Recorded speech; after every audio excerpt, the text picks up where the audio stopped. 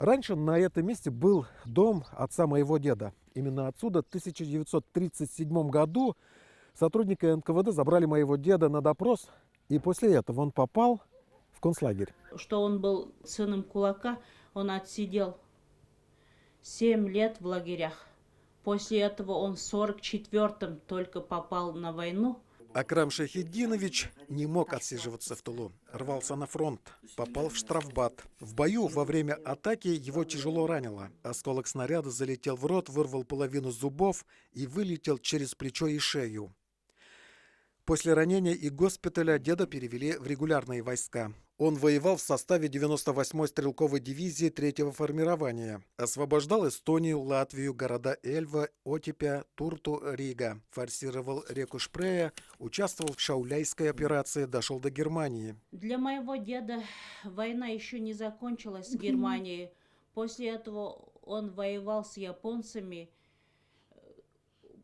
Он вернулся с войны только в 46-м, в мае. Во время Сабантуя он вернулся из войны. На Сабантуе они с молодежью гуляли, и он встретился с девушкой.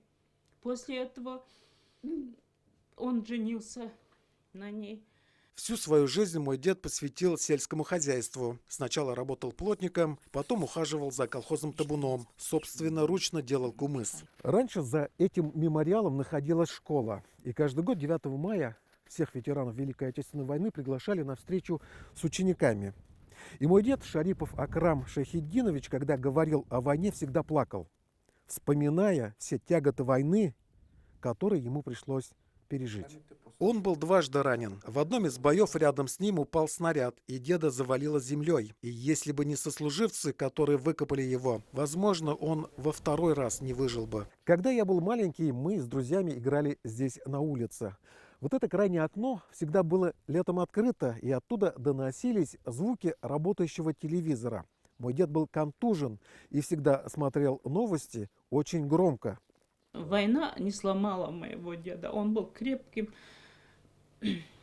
он был жизнерадостным. Играл на курае, в молодости участвовал в скачках и в турнирах по борьбе куреш. Был награжден орденом Отечественной войны второй степени и медалями.